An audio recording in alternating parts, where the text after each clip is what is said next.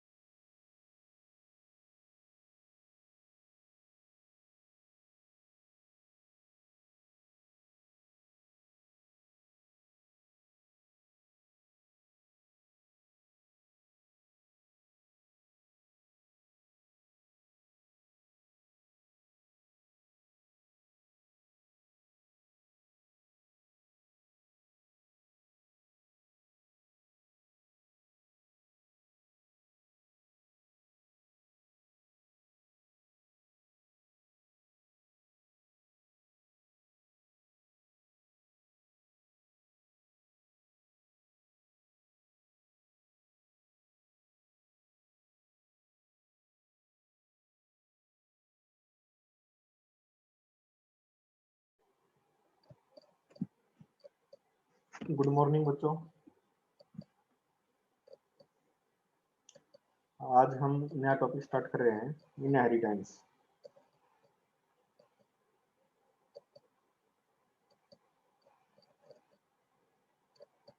आप लोगों ने ये पहले भी देखा होगा, C++ के अंदर सेम चीज है। थोड़ा बहुत लिखने का अंतर आ सकता है, बाकी लगभग सेम चीज है। इनहेरिटेंस क्या होता है?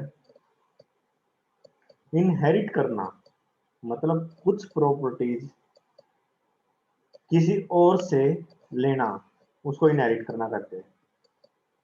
जैसे हम हैं, हमने कुछ प्रॉपर्टी, अपनी शक्ल, सूरत, रंग, रूप अपने पेरेंट्स से इनहेरिट किया हुआ, और अपने पेरेंट्स ने उनके पेरेंट्स से इनहेरिट किया हुआ।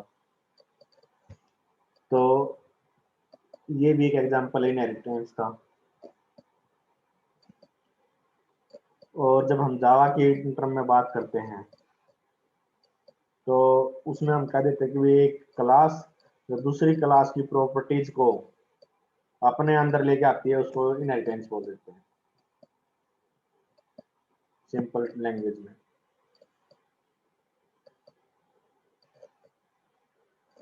और जो क्लास प्रॉपर्टीज को एक्वायर करती है किसी दूसरी क्लास की, तो जिस क्लास की प्रॉपर्टीज को एक्वायर किया गया है उसे हम बोल देते हैं बेस क्लास। और जिस क्लास ने उसको एक्वायर किया है उसको हम बोल देते हैं डिराइव्ड क्लास, क्योंकि इसको हमने डिराइव किया है किसी दूसरी क्लास से।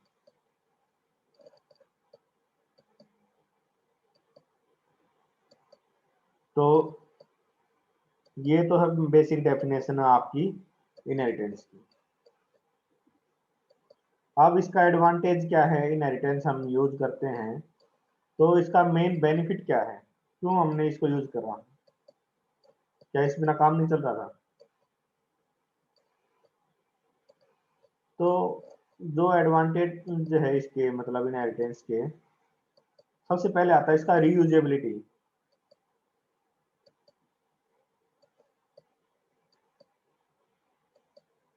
रीयूज करना किसी चीज को दोबारा। अब कोई प्रॉपर्टी या कोई फंक्शनैलिटी, मान लिया ये अपनी बेस क्लास थी,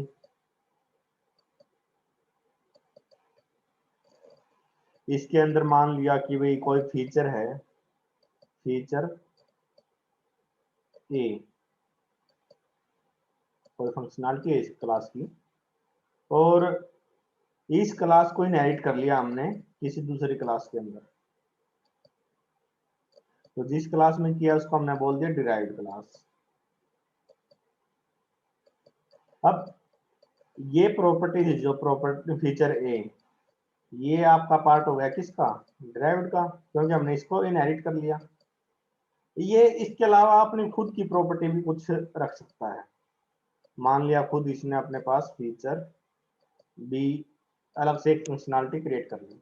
जैसे हम हैं, हमने अपने पेरेंट्स से कुछ फीचर्स अपने इनहेरिट किए, जैसे रंग रूप का हो गया या कद काठी का हो गया, तो उसके अलावा भी तो हम कुछ फीचर्स अपने खुद के एक्वायर करते हैं। जैसे कि आप पढ़ रहे हो, आपने जावा पढ़ी, आपके पेरेंट्स ने जावा नहीं पढ़ी होगी, मेरे पेरेंट्स ने जावा नहीं पढ़ी, है ना। तो ये एक्स्ट्रा नॉलेज हम लेके आ रहे हैं, ये अपने पास एक अलग से फीचर्स आ रहे हैं। आपको इंग्लिश आती है, आपके पेरेंट्स को शायद ना आती हो, है ना। तो आप अपने पेरेंट्स की प्रॉपर्टी को इनहेरिट कर रहे हो, उसके अलावा खुद की प्रॉपर्टीज भी कुछ क्रिएट कर रहे हो आप। सेम चीज है कि भाई आपने एक फंक्शनैलिटी बना दी फीचर ए बेस क्लास के अंदर, और दूसरी क्लास जो उसको इनहेरिट कर रही है ड्राइव्ड क्लास, उसमें फीचर ए तो है, साथ में फीचर बी भी है, या फीचर सी भी हो सकता है, फीचर डी भी हो सकता है। तो जो फीचर ए था, इसको हम दोबारा रीयूज कर रहे हैं ड्राइव्ड क्लास के अंदर, समझ रहे हो। तो इसको हम बोल देते हैं रीयूजेबिलिटी। समझ में आया।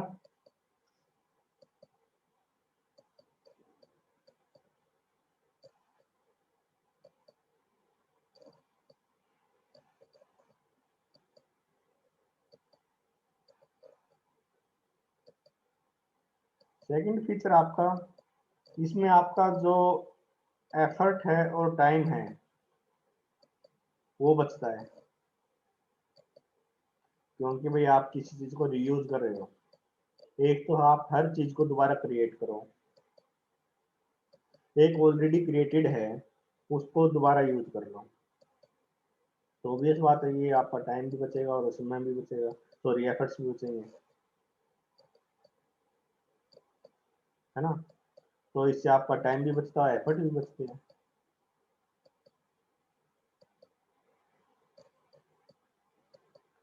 थर्ड बेनिफिट है दो, वो है मिनिमम डुप्लीकेसी।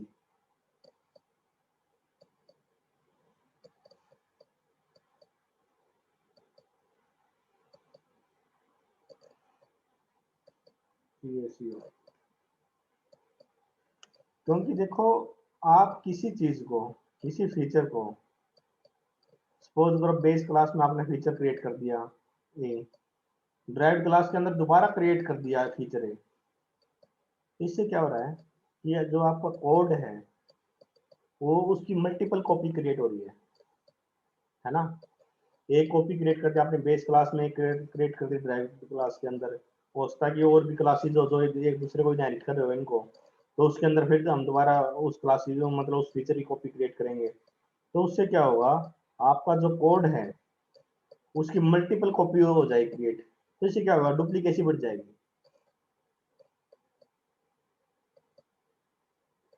ठीक है। उसके बाद है कि भाई आप अपना कोड है उसको बेटर ढंग से ऑर्गेनाइज कर सकते हो, बेटर ऑर्गेनाइजेशन ऑफ कोड। आप अलग अलग वो खिंच पिच नहीं कर रहे भाई, ये अलग अलग फीचर अलग अलग क्लास में जो क्रिएट कर दिए उसको दोबारा क्रिएट नहीं कर रहे हो। ठीक है। उससे आपका जो कोड की जो ऑर्गेनाइजेशन है वो प्रॉपर ढंग से हो जाएगी।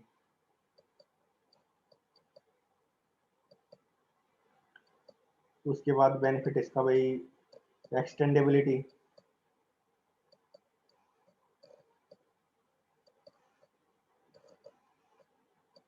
सपोज करो भाई आपने कोई क्लास है, उसकी फीचर्स बढ़ाने हैं, तो सिंपली आप उसमें ऐड कर सकते हो।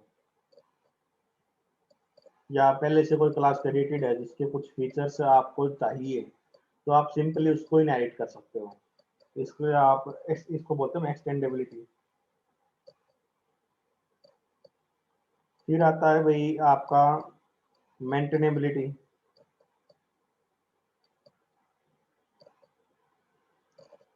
मेंटेनेबिलिटी का क्या मतलब है कि भाई जो आपका कोड है उसको आप पार्ट्स में डिवाइड करके, अलग अलग फीचर्स में डिवाइड करके, जो क्लास है उसको उसको आप इजीली मेंटेन कर सकते हो। ये कुछ इसके एडवांटेज थे। और अगर हम डिसएडवांटेज की बात करें, डिसएडवांटेज क्या होंगे इसके?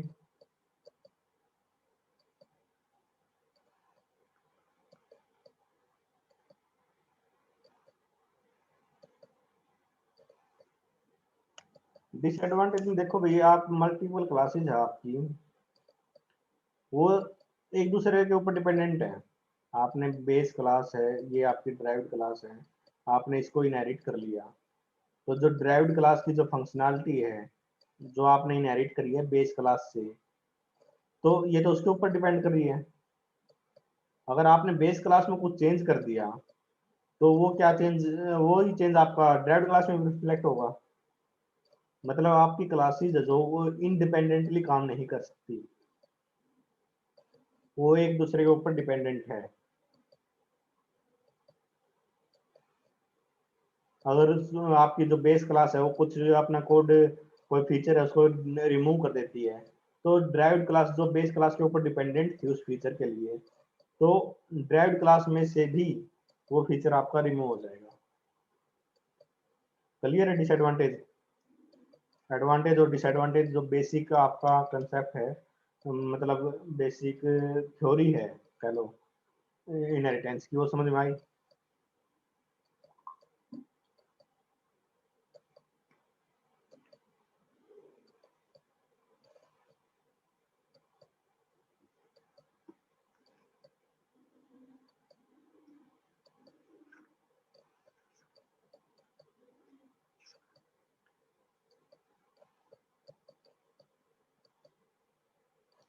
उसके बाद आता है टाइप्स ऑफ इनहेरिटेंस।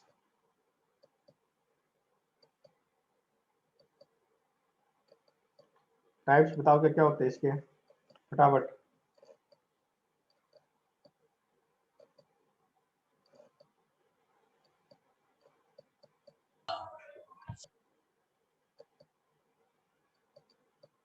सबसे पहले सिंगल इनहेरिटेंस,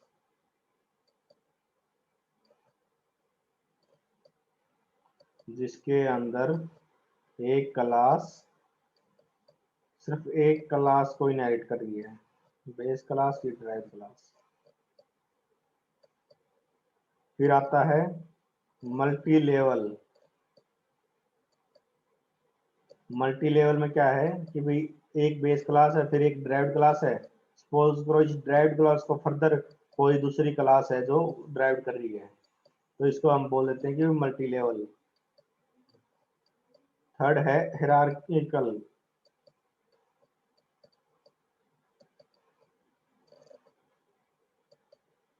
हिरार्किकल में क्या होगा, मान लिया कोई बेस क्लास है, इसको मल्टीपल क्लासेस है जो D1 D2 इस टाइप से, ये इसको इनहेरिट कर लिया, इसको हम हिरार्किकल बोल देते हैं। जो बच्चे बोल रहे हैं कि मल्टी लेवल है, सॉरी मल्टीपल है, मल्टीपल इनहेरिटेंस, तो मैं आपको बताता हूँ कि भाई जावा मल्टीपल इनहेरिटेंस को सपोर्ट नहीं करती। ये आपका C++ के अंदर था मल्टीपल इनहेरिटेंस, लेकिन जावा के अंदर मल्टीपल इनहेरिटेंस नहीं होता। क्लियर है?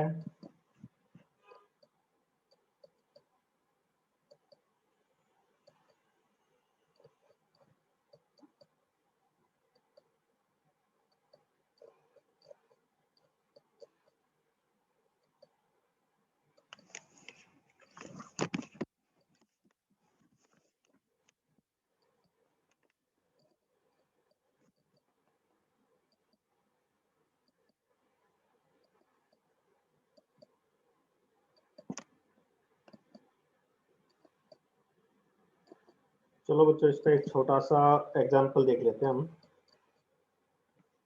कोड लिख के। इसके लिए मैं इक्लिप्स आईडी यूज करूंगा।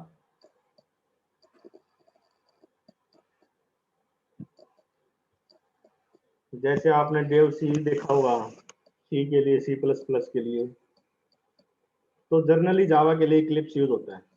आप नोटपैड में भी कर सकते हो ये सेम चीज, लेकिन थोड़ा फेमिलियर हो जाओ इसकी टूल के बारे में भी, इसलिए मैं इक्लिप्स भी साथ में यूज कर लेता हूँ, थोड़ा आपको आइडिया हो जाएगा। लेकिन आप सेम काम नोटपैड में कर सकते हो जैसे अब तक हम करते आए हैं, उसमें कोई दिक्कत नहीं है। ये थोड़ा लोड होने में टाइम लेगा। यहाँ जो ये कैपलर लिख रहा है, ये इसका वर्जन है, इक्लिप्स कैपलर। इसके कई सारे वर्जन आ चुके हैं, लूना है, ऑक्सीजन है, मार्स है। तो ये सारे के सारे अपनी जो गैलेक्सी है, तो उनके ऊपर नाम लिखे, वर्जन के नाम रखे गए इनके।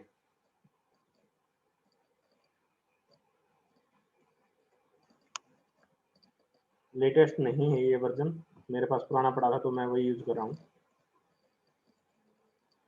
इसका एडवांटेज क्या होता है, चलो मैं आपको बताऊंगा। एक मिनट इसको लोड होने दो, ये लोड होने में थोड़ा टाइम लेता है स्टार्टिंग में। अब देखो, ये कह रहा है कि भाई अपना वर्क स्पेस है वो क्रिएट करो सबसे पहले। मतलब आपका जो कोड है वो कहाँ सेव होगा वो पूछ रहा है ये। आप जो पहले आपने सिलेक्ट कर रखा है उसी पे रख सकते हो, या फिर आप चेंज करना तो जाओ तो यहाँ से चेंज कर सकते हो ब्राउजर में जाके। ठीक है, तो मैं इसको यहीं पे रखूंगा मैं, और उसके बाद ओके कर देता हूँ।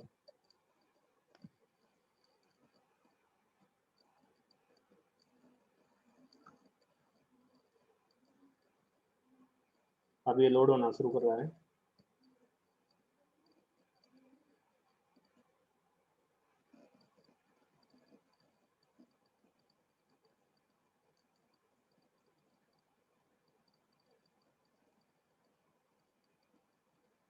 अगर इंडस्ट्रीज में जो कोडिंग करी जाती है जावा वगैरह पे, वो जनरली इक्लिप्स में ही करी जाती है। इसमें बड़े प्रोजेक्ट वगैरह को मैनेज करना इजी होता है, नोटपैड में वो आपका पॉसिबल है ही नहीं। नोटपैड होता है बेसिकली स्टार्टिंग में सीखने के लिए।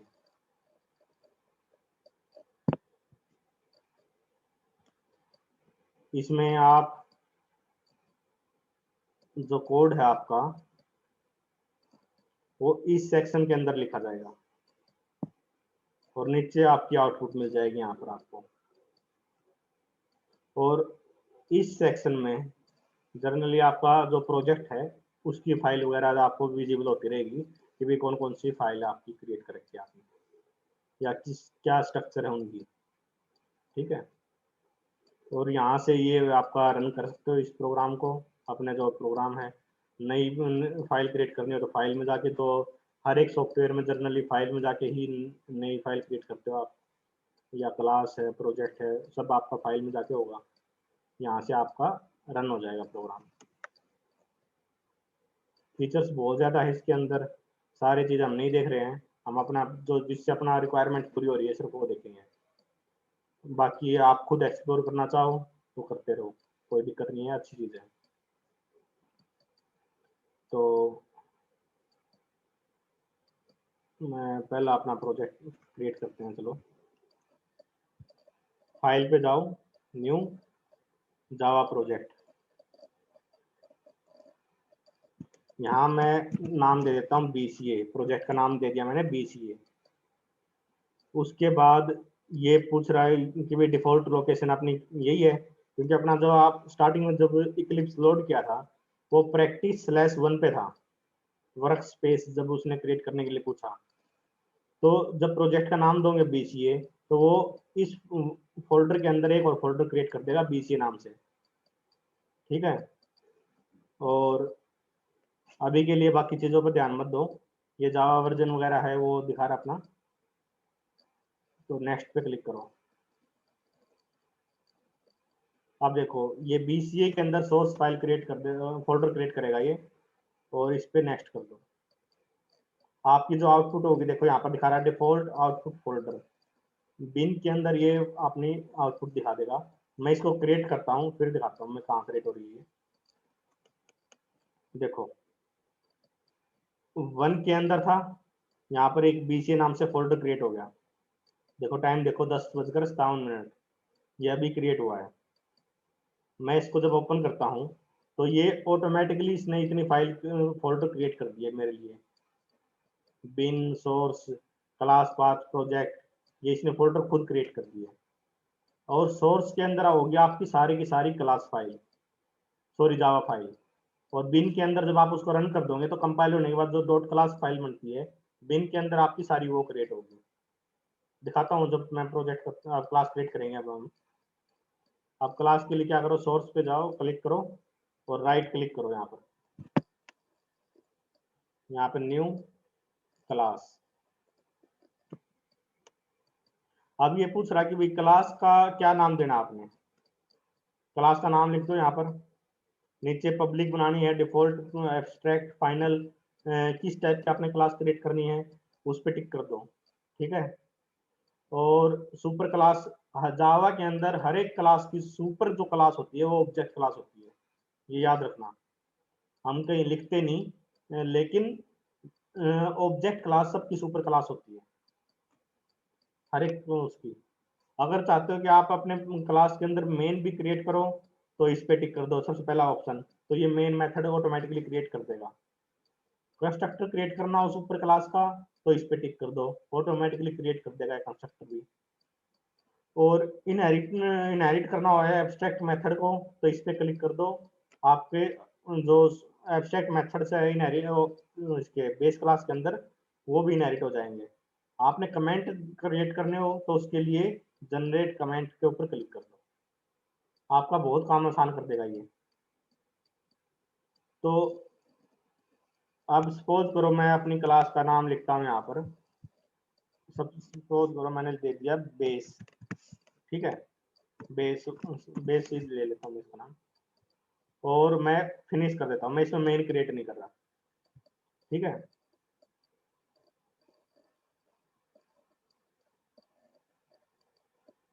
देखो इसने मेरे लिए पब्लिक क्लास बेस एक क्रिएट कर दी। अब सपोज करो इसके अंदर मैंने एक वेरिएबल ले लिया बी, जिसकी वैल्यू ले ली मैंने 20, और यहाँ पर सेमी कोलम लास्ट में मैं एक मेथड क्रिएट करता हूँ void display, जिसके अंदर मैं इसको प्रिंट करवाता हूँ system dot out dot println.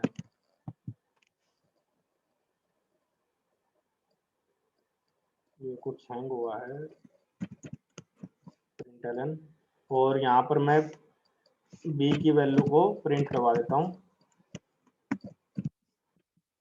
ठीक है, और मैं अब एक क्लास और क्रिएट करता हूँ, न्यू क्लास, और इस क्लास का नाम देता हूँ मैं डिराइव। ठीक है, और मेन में इसमें भी क्रिएट नहीं करता। चलो मैं इसको फिनिश कर देता हूँ। देखो ये आपकी दूसरी क्लास क्रिएट हो गई, और इस क्लास के अंदर मैं एक वेरिएबल ले लेता हूँ इंट डी, जिसकी वैल्यू ले ली मान लिया मैंने 40, और void पुट डाटा नाम से एक मैं इसके अंदर मेथड बना देता हूँ पुट डाटा, और ये बेसिकली डाटा प्रिंट करवाने के लिए लिख दिया मैंने नाम सिस्टम डॉट आउट डॉट। आप ध्यान दोगे तो मैं लिख रहा हूँ तो नीचे एक बॉक्स खुल रहा है लिखते टाइम, तो उसमें ये सजेस्ट करता है कि भाई आप क्या क्या मेथड इस पे अवेलेबल है, या क्या क्या फंक्शनलिटी आप वो अप्लाई कर सकते हो। तो मैं इसका नाम प्रिंट करवा देता हूँ डी को, और मैं इनको सेव भी कर देता हूँ साथ के साथ। और अब मैं एक क्लास और क्रिएट करता हूँ, सॉरी मैंने प्रोजेक्ट पे क्लिक कर दिया गलती से।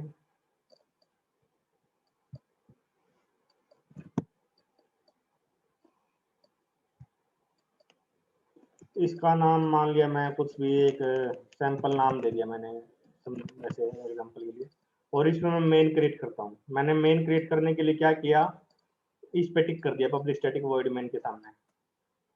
ठीक है, और मैं फिनिश कर देता हूँ। देखो इसके अंदर इसने मेरे लिए automatically public static void main एक मेथड क्रिएट कर दिया।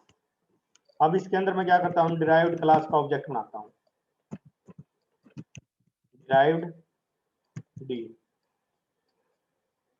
Is equal to new derived. ठीक है, मैंने इसका एक ऑब्जेक्ट क्रिएट कर दिया। और डी डॉट मैं कॉल करता हूँ डिस्प्ले फंक्शन को। डिस्प्ले किसका फंक्शन है, यहाँ पर देखो बेस क्लास का। बेस को हमने इनहेरिट किया है अभी तक नहीं किया था, लेकिन मैं इसको इनहेरिट कर लेता हूँ। यहाँ एक्सटेंड्स इनहेरिट करने के लिए लगाते हैं हम एक्सटेंड्स इसको बेस को। जो मैंने ये स्टेटमेंट यहाँ लिखी है, public class derived x tends base, ये क्या काम करेगी, आपकी बेस क्लास को इनहेरिट कर लेगी। ठीक है, अब सारे के सारे फीचर जो बेस क्लास के अंदर थे वो डिराइव्ड क्लास का पार्ट बन चुके हैं। मतलब जो इंट बी था बेस क्लास के अंदर 20 थी शायद उसकी वैल्यू, वो भी आपका डिराइव्ड के अंदर आ चुका है। और डिस्प्ले मेथड था जो बेस क्लास के अंदर, वो भी आपका सॉरी बेस क्लास के अंदर डिस्प्ले था, वो भी डिराइव्ड क्लास के अंदर आ चुका है इस टाइम। ठीक है, अब मैं इसको सेव कर देता हूँ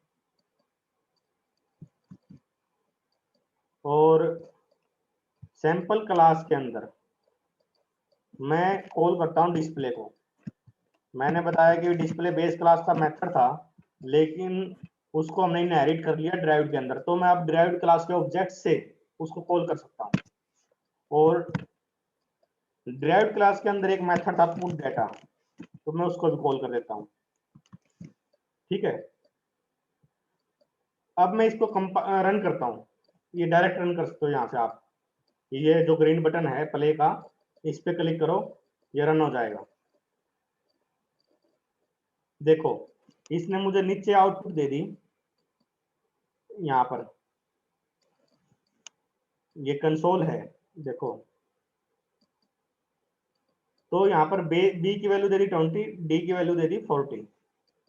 ठीक है, अभी तक जो मैंने आपको दिखाया था, यहाँ पर बिन और सोर्स में कुछ नहीं था जब मैंने प्रोजेक्ट क्रिएट किया उससे पहले। अब देखो यहाँ पर बेस ड्राइव्ड सैंपल तीनों क्लास क्रिएट हो चुकी है ना।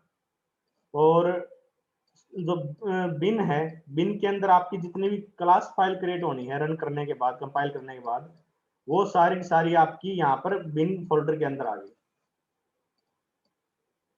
ये नोटपैड की ही फाइल है, जैसे आप पहले यूज करते आए हो, नोटपैड में लिखते हो, ये सेम चीज है। इसको आप नोटपैड में ओपन कर सकते हो एज इट इज, यहाँ से कोई दिक्कत नहीं है। पहला प्रोग्राम कैसे लिखा हमने इक्लिप्स के अंदर, ये चीज क्लियर हुई।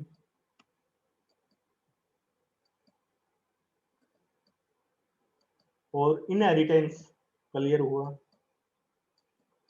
जो हमने बेसिक यहाँ पर लिया था कि भाई एक बेस क्लास ले ली, बेस क्लास के अंदर डिस्प्ले मेथड था और एक वेरिएबल था बी, इसको हमने इनहेरिट कर लिया किसके अंदर, डिराइव्ड के अंदर।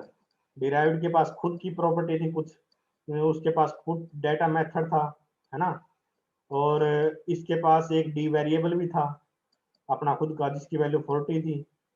और इसने बेस क्लास का इनहेरिट करा था क्या, बी, जिसकी वैल्यू 20 थी। और इसने डिस्प्ले मेथड को भी इनहेरिट कर लिया। और मैंने एक सैंपल क्लास क्रिएट करी, उसके बाद सैंपल क्लास में डी क्लास का, सॉरी ड्राइव्ड क्लास का ऑब्जेक्ट क्रिएट करा मैंने डी। अब ये सारी चीज जो बेस क्लास की थी वो सारी की सारी ड्राइव्ड का पार्ट है। तो मैं डी डॉट डिस्प्ले करता हूं तो ये डिस्प्ले मेथड कॉल कर देता है, क्योंकि बेस क्लास से ऑलरेडी ड्राइव्ड के पास आ चुका है। यहाँ पर ऊपर ये टैब में आप देखोगे अलग अलग जो बेस क्लास आपने क्रिएट करी है वो ऊपर ये सारी दिख रही है यहाँ पर।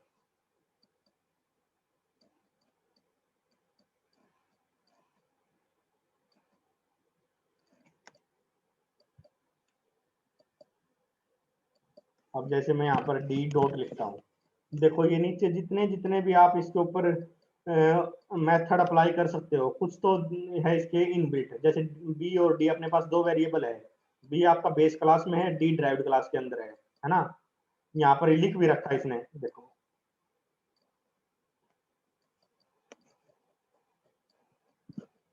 डी डॉट लिखता हूं मैं। देखो यहाँ नीचे जो ये बॉक्स बना गया ना नीचे, इस बॉक्स में देखो यहाँ पर बी लिखा हुआ, बी कोलन इंट, इंट उसका डाटा टाइप, और किस क्लास में है ये, बेस क्लास में, इसने बेस क्लास भी साथ में लिख दिया। फिर है D, D colon int, int data type derived, ये ड्राइव्ड क्लास के अंदर है। फिर डिस्प्ले मेथड, डिस्प्ले मेथड कहाँ था अपना, बेस क्लास के अंदर, ये लिखा आ गया नीचे। उसके बाद ये कुछ इनबिल्ट मेथड है, मतलब जो आप किसी भी ऑब्जेक्ट के ऊपर अप्लाई कर सकते हो, जो उसके बारे में इंफॉर्मेशन लेने के लिए ऑब्जेक्ट के बारे में, या कुछ इस टाइप के वो इनबिल्ट है। जैसे यहाँ पर देखो ये इक्वल्स मेथड है, इक्वल साथ में आप ऑब्जेक्ट लिखा हुआ है, ये कई सारे मेथड के आगे ऑब्जेक्ट लिखा हुआ है। मैंने आपको एक चीज बताई थी कि भाई बाय डिफॉल्ट ऑब्जेक्ट क्लास हर एक क्लास की सुपर क्लास होती है, बेस क्लास होती है, उसको आप लिखो या ना लिखो, हर एक क्लास इनहेरिट करती है ऑब्जेक्ट क्लास को। तो ये सारे के सारे मेथड आपके ऑब्जेक्ट क्लास में है, आपने कहीं इनहेरिट नहीं किया ऑब्जेक्ट क्लास को, वो बाय डिफॉल्ट आप अपने आप इनहेरिट हो जाती है ऑब्जेक्ट क्लास हर एक क्लास के अंदर। तो ये सारे के सारे ऑब्जेक्ट क्लास के मेथड है जिन जो आप इन ऑब्जेक्ट पे अप्लाई कर सकते हो। और यहाँ देखो ये पुट डाटा, ये अल्फाबेटिक ऑर्डर में दे रखे हैं इन्होंने। यहाँ पुट डाटा देखो, वॉइड रिटर्न टाइप वॉइड है इसका, पुट पुट डाटा का, और ड्राइव्ड क्लास के अंदर है ये, है ना। ये उसने पूरी इंफॉर्मेशन दे दी कि भाई कौन सी क्लास के अंदर है, कौन सा मेथड है, क्या उसका टाइप है।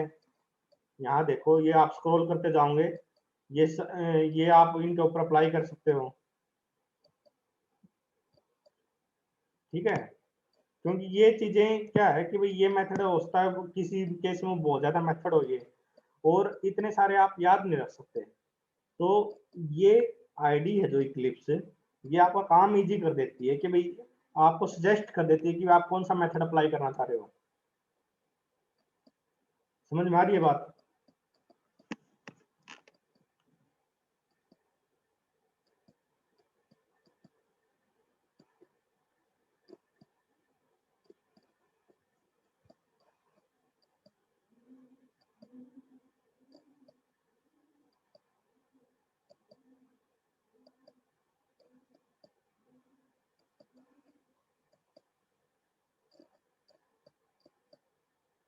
क्लियर है या नहीं है। जिसके पास घर पे लैपटॉप कंप्यूटर है वो अगर इक्लिप्स को एक्सप्लोर करना चाहता तो इक्लिप्स डाउनलोड कर लेना और प्रोग्राम बना के देखना उसके अंदर। लेकिन लर्नर है जो स्टार्टिंग स्टेज में, जो उसको जनरली हम नोटपैड सजेस्ट करते हैं। उसका रीजन ये होता है कि भाई बंदा खुद लिखना सीख जाता है। क्योंकि यहाँ पर देखो इसने मेन ऑटोमेटिक क्रिएट कर दिया, आपको ध्यान नहीं देना, लिखना ही नहीं एक वर्ड भी, पब्लिक स्टैटिक वॉइड मेन कुछ भी नहीं लिखना, उसने ऑटोमेटिक क्रिएट कर दिया। अब स्टार्टिंग में बंदा अगर वो ऐसे लिखता है तो उसको ये वर्ड ही नहीं पता होगा कि पब्लिक के बाद क्या है लिखना है, या मेन है जो वो पब्लिक स्टैटिक होता है, उसको पता ही नहीं होगा। तो इसलिए नोट पैड में लिखवाया जाता है स्टार्टिंग में। लेकिन जब आप थोड़े नॉलेज हो जाती है जो लैंग्वेज की आपको, उसके बाद अगर आप इन चीज़ों में पब्लिक स्टैटिक वर्ड में इनको लिखने में टाइम वेस्ट करोगे तो जो काम की चीज़ है उस पर आपके लिए टाइम कम बचेगा। तो आप सीधा जो मेन चीज़ है उस पर फोकस करो। तो इसलिए आईडी का जो रोल है वो आता है।